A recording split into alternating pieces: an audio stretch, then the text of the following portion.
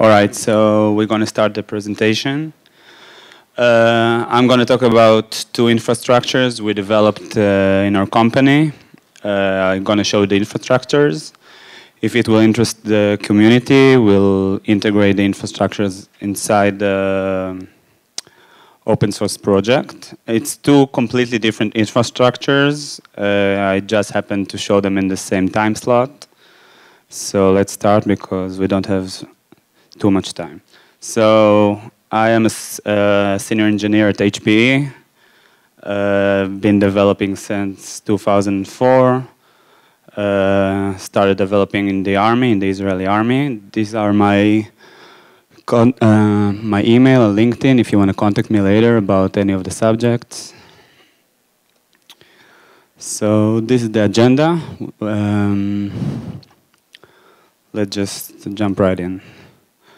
So I talked with some people here, and everyone have a different picture in mind when I'm talking about the term counters.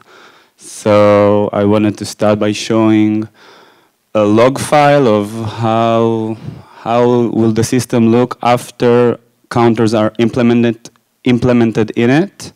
So you will have your normal log file, your normal log prints, and in a configured interval, you will see all your counters.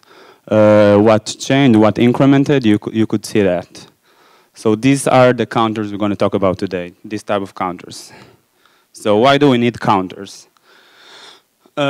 Systems with high frequency events that want to log these events in a certain way, they can't really use log prints, right? If I have, let's say, like in this example, let's say I have a certain event that happened 37,000 times in the last minute. I can't have 37,000 log prints.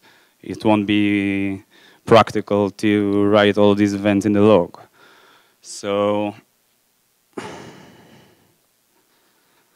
when I have high frequency events, counters will help me show this, monitor these events in a much better way. Most of the time when you have high frequency events, you use log debug or log trace. And when your normal system is running, you won't see these log prints, right? Only if something happens and then you change your log level to debug or trace, and the effects are only from this point and beyond. You can't see what happened in the past, right? That's the next bullet. Let's say someone contacts you for about a production system that is currently running, and there's a certain bug. The system is in a problem, in an error state, and you want to troubleshoot what happened in the system. So in this type of system, like a controller that has thousands of packetings, flow installation, only counters will actually help you understand what happened in the system that caused the problematic state. Also, it can help you analyze bottlenecks. I will show this in a few slides. I will show how can I analyze bottlenecks using counters, what events happened in my system until now, and analytics. I will show you examples of all of this. So you have to think of pure Java. Our implementation is not, wasn't made for ODL. It's not MDSAL or something like this. We use the same infrastructure for, it's just a Java utility. We use the same infrastructure for different type of software, and you can just integrate it into your code. It's a very lightweight infrastructure, very easy to integrate it. I will show some code examples for that. Counters is not something we invented. There are other third parties that allow you, that give you counters. We support all the common use cases for counters. And as I said, we already used this implementation in previous products, and it was found to be very extremely useful for monitoring and troubleshooting systems. So these are the capabilities of our counter infrastructure, incremental and state counters. I will elaborate elaborate about it later. You can configure the interval for when to print the counters to your log file.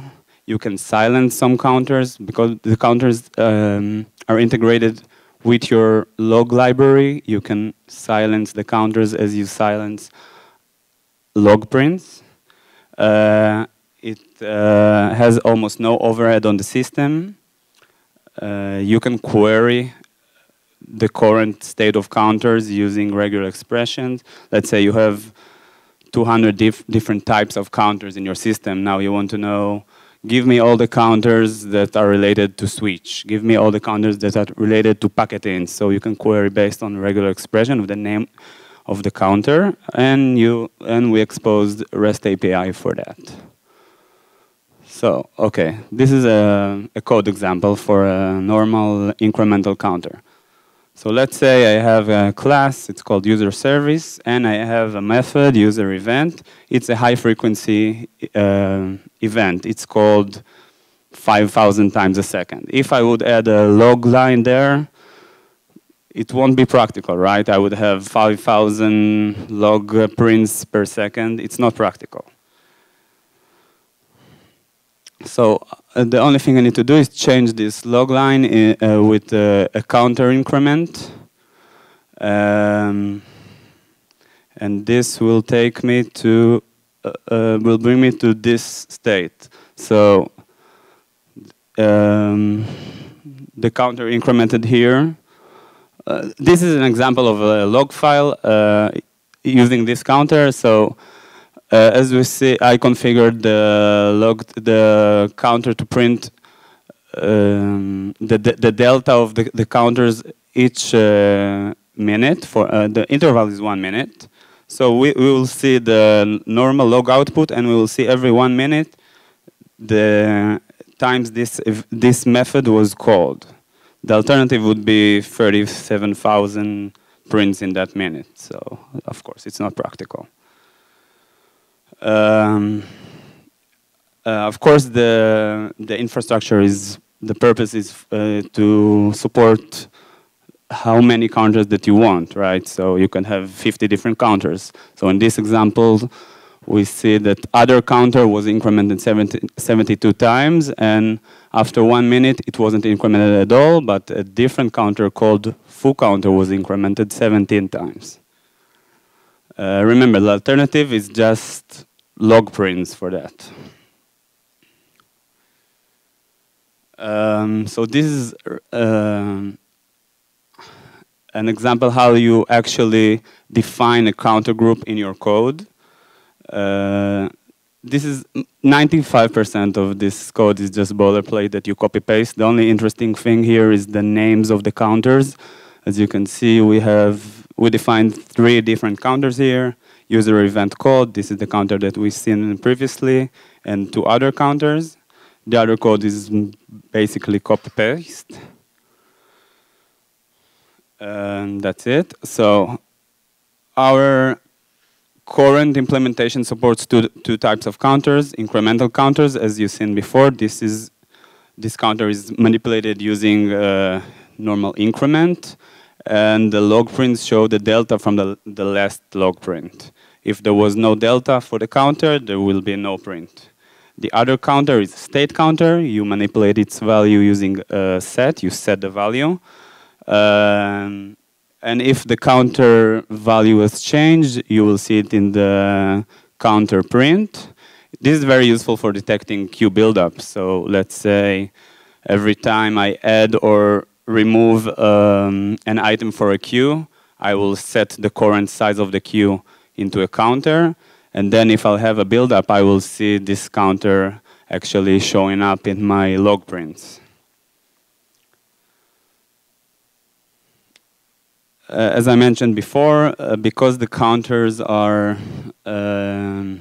integrated with your log library, so you can silence a counter as you would silence a log print. Let's say the counters are defined by, how do I put this? Yeah, no, I mean, the counter are integrated at the log as info, so if I want to, if there's a class and I don't, let's forget about counters. If I have a class, I have some log prints in info level, and now I don't want to see them anymore, so I just go to my log4j file, and I would write the full class name and change it to warn, right? This is how I change the severity of this specific class. So it's the same thing with the counter infrastructure. You can just silence a counter like this in the same log4j file, for example. So this is a use case. How do you use counter to identify bottlenecks? Let's say I have a method. It's called myBusinessLogic. It's doing three things. It goes to the DB and queries something. It sends something on the socket, and it calls a very CPU-intensive method. So the scenario is, I know that this method is called 5,000 times per second. And I also know that the output of the method is only 2,000. I only get 2,000 results per second from this method. So I understand that something is slowing me down, but I want to know what is slowing me down. So using the counters, I can easily add a counter before and after every step here from the 3 steps. I created 6 counters here. This is how it will actually look like. And in the end, I will look at my log file and we'll see the differences in the numbers. So as you can see in this example, before DB was called 5,000 times. That's obvious because it's the first thing that is called.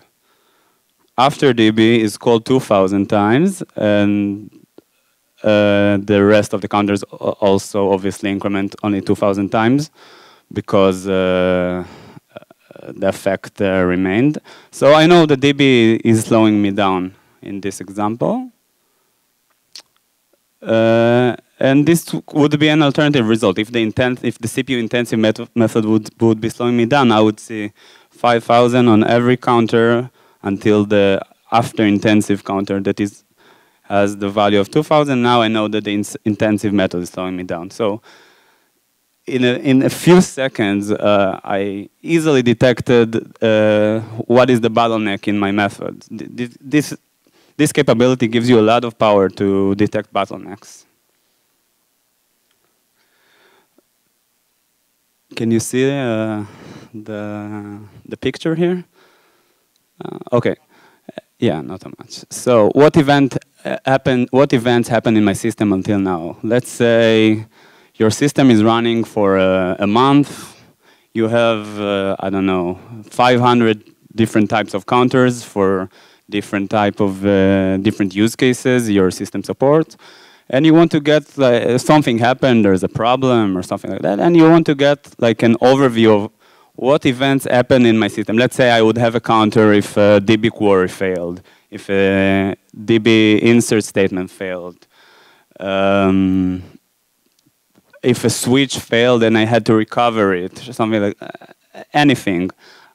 Using this API, this is just REST API, right?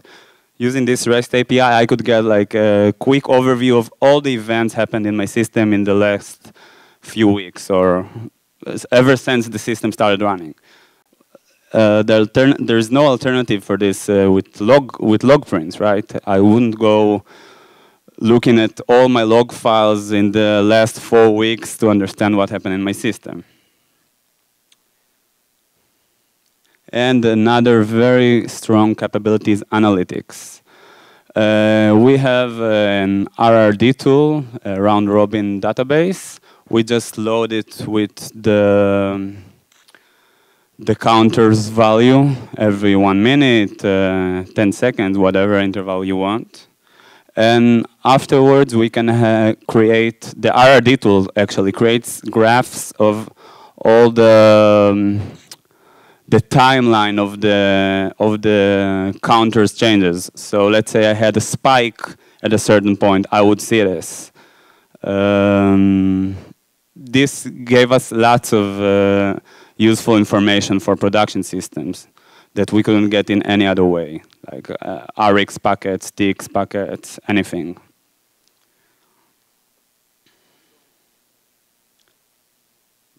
Just turn it on, it takes the free.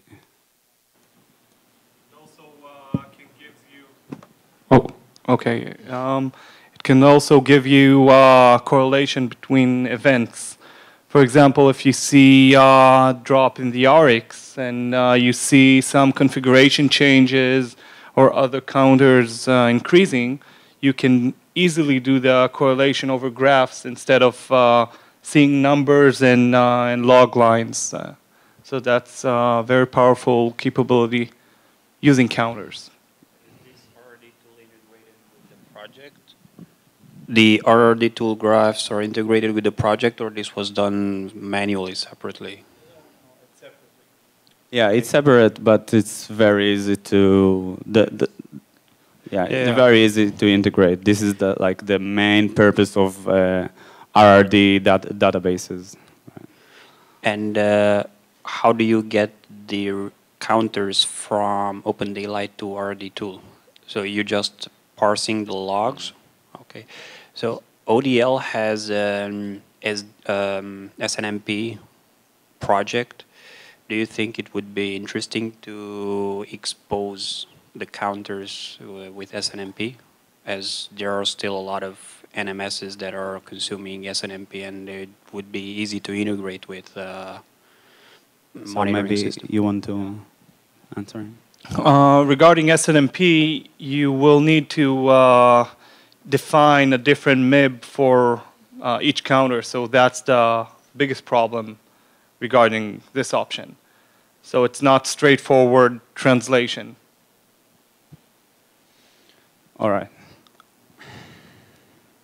So just under the hood in 3 bullets, we based the solution using Java's atomic long and atomic integer. Incrementing these objects causes really insignificant overhead to the system. We're using enum semantics instead of, let's say, some other third parties says if you want to define a new counter, you need to register it or use a config file to register new counters. So as you've seen in the first example, we just use an enum. It's really a copy-paste from an existing counter. And we have a background thread that runs in the background and writes the delta of the counters to the log in each interval that you configured. So as I said, we didn't invent the concept of counters. There are third-party alternatives that already give you counter capabilities. These are some of the known third parties. We haven't made a deep comparison between our solution to these solutions, but our solution is very lightweight, so that's it. So any questions regarding counters, or we will jump to the next infrastructure? All right.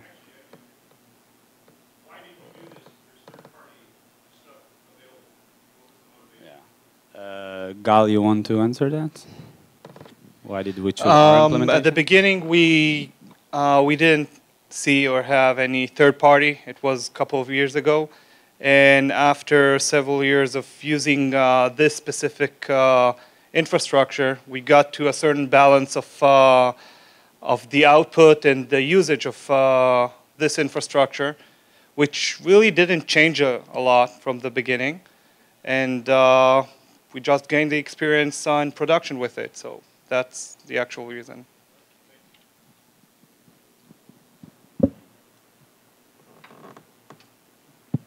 Any other question? All right. So now to a completely different infrastructure. The ASYNC infrastructure.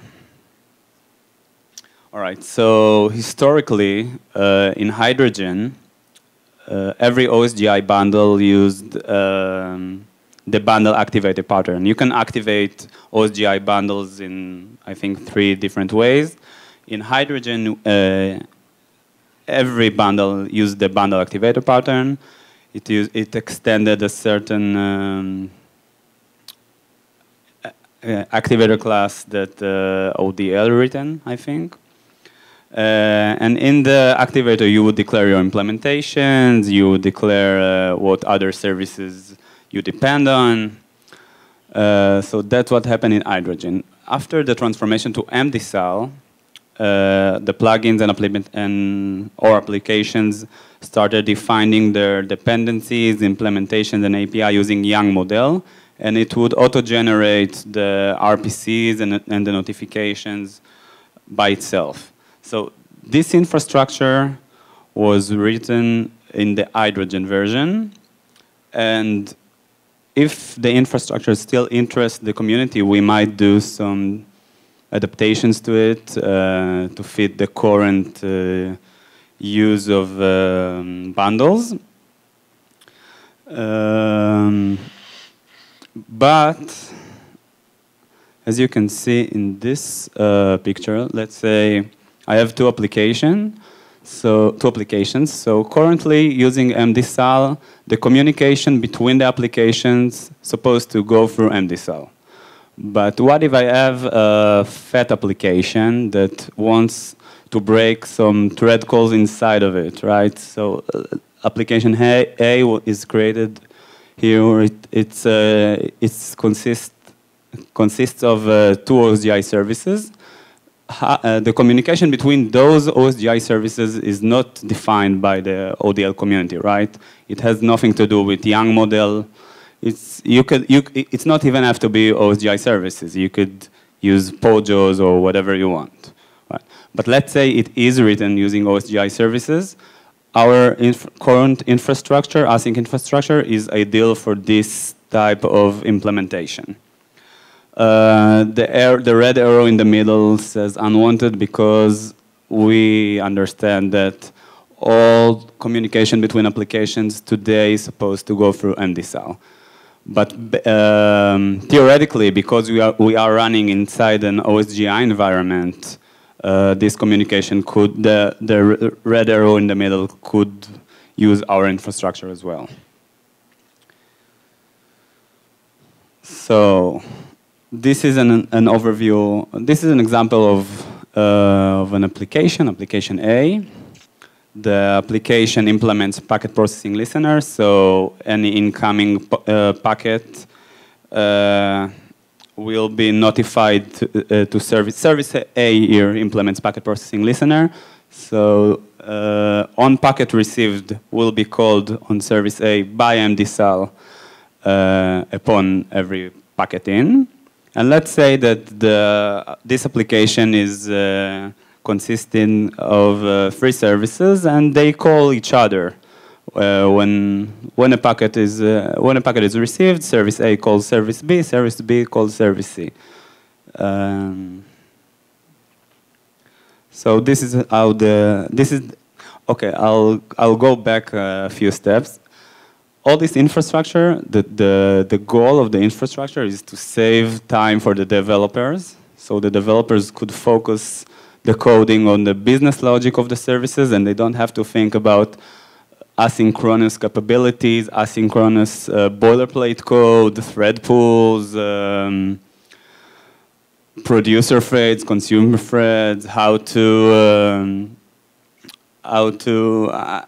talking about like a normal Java call, right? Service A is getting a packet and is calling service B in a normal Java method invocation. The developer who wrote this code don't need to think about asynchronous code, right?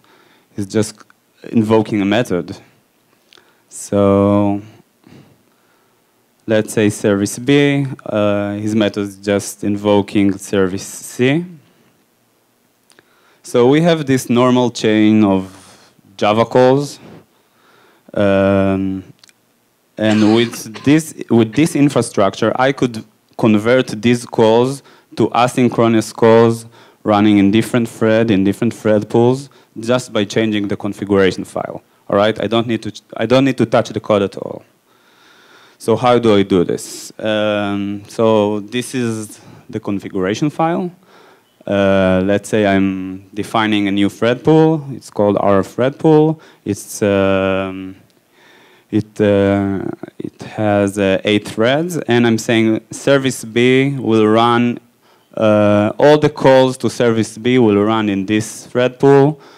I can define a worker count, so it means service B will use up to 5 concurrent threads. Service C will use up to 6 concurrent threads. And by doing this, I transform the calls you've seen before to asynchronous calls without changing the code at all. So how did it work, right? This sounds like magic. It doesn't sound at first place. If it was POJOs, actually we couldn't do it. Just because the services used to be based on OSGI services. So when you register an OSGI service to the OSGI registry, we kind of hijack this registration, and we actually register a proxy. So the invocations aren't actually made on the real service. They are made on the proxy. So as you see, when service A called to do something on service B, it actually called it on a proxy. And the proxy put the call into a dedicated queue that was created for service B. The infrastructure, the red parts here are all done by the infrastructure. The developer didn't do anything here. So service B took the call, it put it in the dedicated queue, and also we configured the number of worker threads, right? So the worker threads are sitting on the queue and listening on it, and when the message gets into the queue, they invoke the actual do something on service B. So this is what happened under the hood, but from the developer perspective, it didn't touch the code. It just called service A, just called service B. So the benefits of this is the developers can focus in coding the business logic of the service. The API didn't change. It remained exactly the same using the help of proxies and reflection. You could dynamically change the name of the thread pools, the size of the thread pools, the affinity between the services and the thread pools. The developer didn't need to write any bug-prone boilerplate code for async method invocation, right? Usually, if you wanted to do what I just illustrated here, you would have to write a queue and put the message inside the queue, and there would be, you would have to create some consumer threads. They would be pulling the queue, maybe write some synchronized block. This code is actually kind of a boilerplate code, right? If you want to convert a method call to an asynchronous method call. A small caveat here, the code obviously must support multi-threaded execution. So if the code in service B uses a hash map, and the developer of service B would just use a normal hash map and not a concurrent hash map, and now 5 threads execute the codes simultaneously.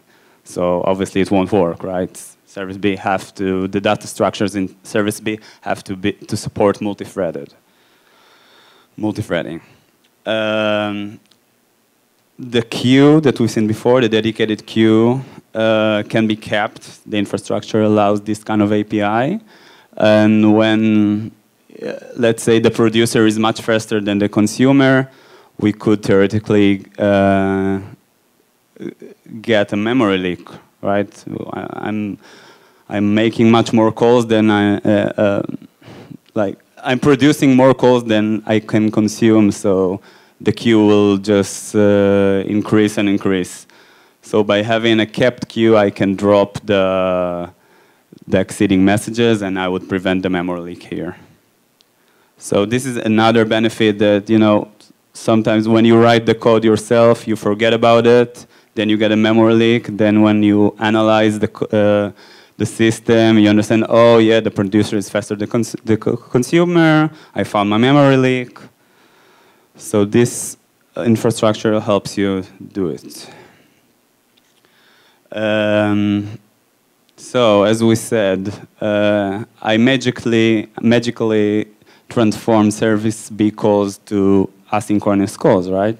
But I might not want to convert all of service B methods to be asynchronous.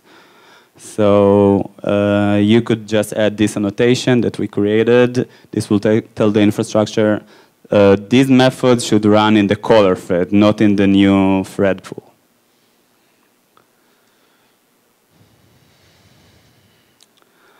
So having all this magic really helps us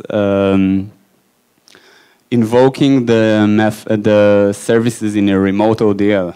If the calls are asynchronous, what do I care if they run on this ODL or another ODL? I mean, if I wanted to run it on a remote ODL, I could do it with the same infrastructure. I would just have to call the line in bold here, set target, and I would have to put the IP I want to contact, the IP of the remote ODL. And then under the hood would look like this. So as I said, we're actually invoking do something on a proxy. The proxy calls our service, our remote async service. This is a class that we created that helps us do the remote calls. It calls a ACA sender, and then, as you see, all this happens in ODL number 1. The ACA call goes to ODL number 2. And then it really resembles the previous example. We reach the proxy in ODL 2. We go to the dedicated queue of the service, and the call gets to service B that actually resides in ODL 2. So this was very easy because I just showed you a unidirectional call, right? What about replies?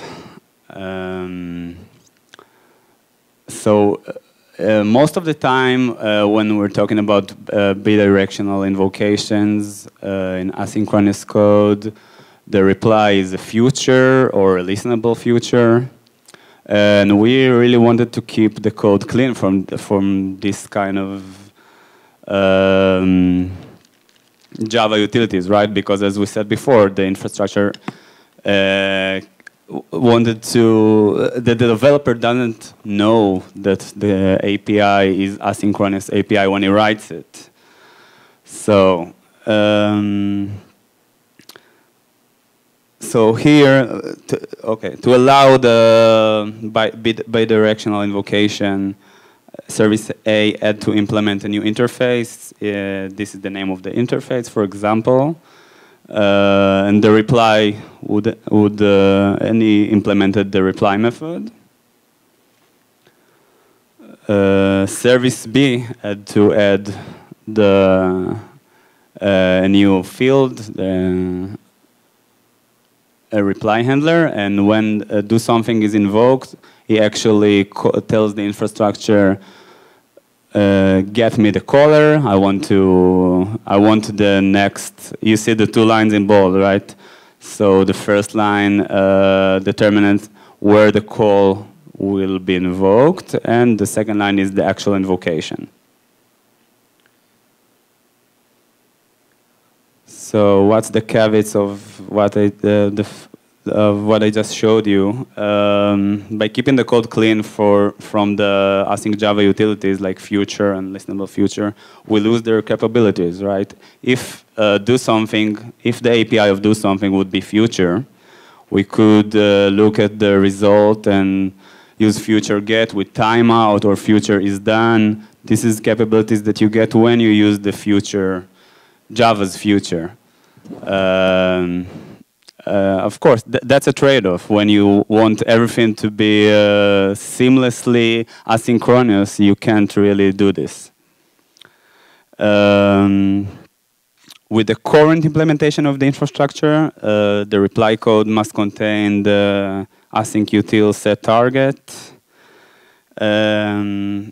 Currently, let's say a developer will open a code and he will see this. It kind of looks like magic. Like what's that call? Async util set target. It looks like magic, right? So that's another caveat.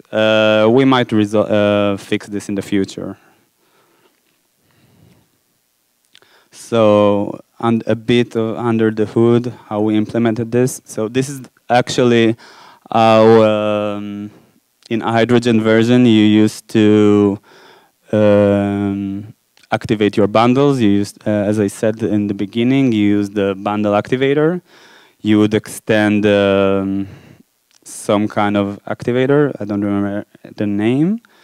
So if you want your bundle to use our ASYNC infrastructure, you have to extend our activator, and normally, and just as you did before, you would declare your implementations and your dependencies. And as I explained before, the infrastructure, this point really allows the infrastructure to hijack the registration of the OSGI service and register a proxy instead of the real service. It also, this is the point where it creates the dedicated queue for the service. An object, for the queue to be multi-purpose for any API call, we just use the Java's reflection. So the queue is actually holding an object of this type, method called message, that holds the method and the arguments. And if some of you that looked that ever implemented invocation handler, this is proxy in Java, you get the method and the arguments on each invocation. So we just use this for the items in the queue. This is how we know which method was invoked and what are the actual values of the arguments. And we also create dedicated worker threads and assign them to the thread pool you configured in the configuration file. The worker threads are pulling the dedicated queue in a loop. On every message, they just invoke the method using Java reflection. Java reflection, since I think Java 5 or Java 6, reflection is the overhead of reflection is much less significant than it used to be. In the older Java versions, reflection would cost you a lot, making all the solution a bit expensive, right?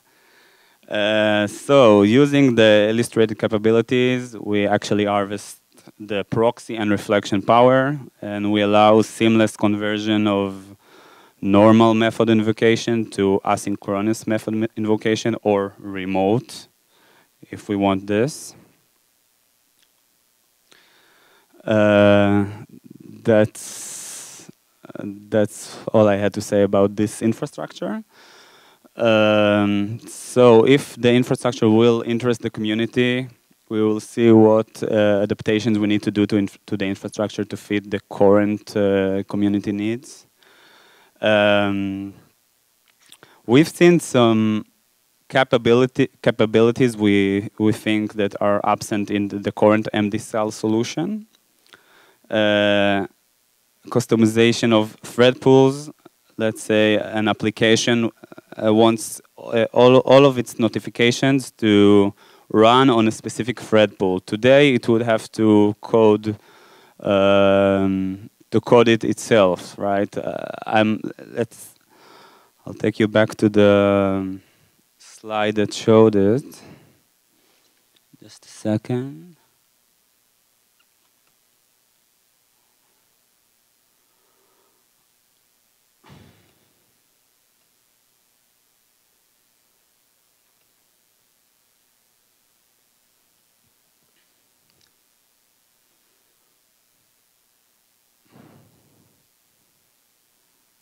All right. So now I'm not talking about the infrastructure. I'm just talking about what extension can MDSAL do for the RPCs and notifications. So let's say application B wanted to listen to a packet in notification.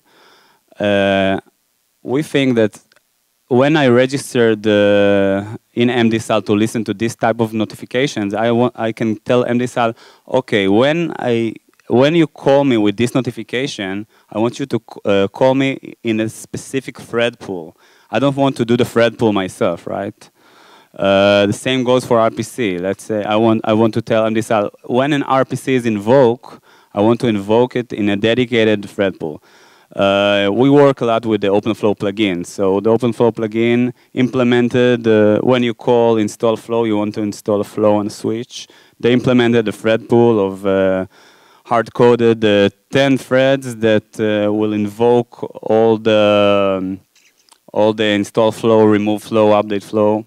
And this capability is something basic, and it could easily be integrated into MDSAL, in our view. That's it. So, do we have time? Yeah. Yeah, just one more thing. You should consider using this infrastructure if you have a fat application. Many POJOs in your bundle and communication between the POJOs, the Java logics. This can make your life easier, organizing your code in that application and allowing you to hold higher performance and break your code into different threads. Well, actually, if they wrote the code using POJOs, they can't harvest the infrastructure. They have to convert it to OSGI service calls. Yeah, exactly. That's one of the points. I mean, this infrastructure should not be used only in applications that originally used activators. Activators in OSGI, yeah. But also, if you have a fat application, I'm not sure you'll be able to maintain it for long. I mean, it will grow. You'll have performance issues. You'll want to break it into different services from within your code, your application. So basically, it's a good pattern to be used in such applications. So I talked with some people here, and everyone have a different picture in mind when I'm talking about the term counters. So I wanted to start by showing a log file of how will the system look after counters are implemented in it. So you will have your normal log file, your normal log prints, and in a configured interval, you will see all your counters, what changed, what incremented, you could see that. So these are the counters we're going to talk about today, this type of counters. So why do we need counters? Systems with high-frequency events that want to log these events in a certain way, they can't really use log prints, right? If I have, let's say, like in this example, let's say I have a certain event that happened 37,000, there's a certain bug, the system is in a problem, in an error state, and you want to troubleshoot what happened in the system. So in this type of system, like a controller that has thousands of packetings, flow installation, only counters will actually help you understand what happened in the system that caused the problematic state. Also, it can help you analyze bottlenecks. I will show this in a few slides. I will show how can I analyze bottlenecks using counters, what events happen in my system until now, and analytics. I will show you examples of all of this. So you have to think of pure Java. Our implementation is not, wasn't made for ODL. It's not MDSAL or something like this. We use the same infrastructure for, it's just, all right, so we're going to start the presentation. I'm going to talk about two infrastructures we developed in our company. I'm going to show the infrastructures. if it will interest the community, we'll integrate the infrastructures inside the open source project. It's two completely different infrastructures. I just happened to show them in the same time slot. So let's start because we don't have too much time. So I am a senior engineer at HPE. Been developing since 2004. Started developing in the army, in the Israeli army. These are my my email and LinkedIn if you want to contact me later about any of the subjects. So this is the agenda. Let's just jump right in. Sometimes in the last minute, I can't have 37,000 log prints. It won't be practical to write all these events in the log. So when I have high-frequency events, counters will help me show this, monitor these events in a much better way. Most of the time when you have high-frequency events, you use log debug or log trace. And when your normal system is running, you won't see these log prints, right? Only if something happens and then you change your log level to debug or trace, and the effects are only from this point and beyond. You can't see what happened in the past, right? That's the next bullet. Let's say someone contacts you for about a production system that is currently running, and it's a Java utility. We use the same infrastructure for different type of software, and you can just integrate it into your code. It's a very lightweight infrastructure, very easy to integrate it. I will show some code examples for that.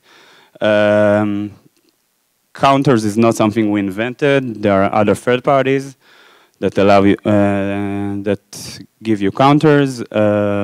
We support all the common use cases for counters. And as I said, we already used this implementation in previous products, and it was found to be very extremely useful for monitoring and troubleshooting systems. So these are the capabilities of our counter infrastructure. Incremental and state counters. I will elaborate about it later. You can configure the interval for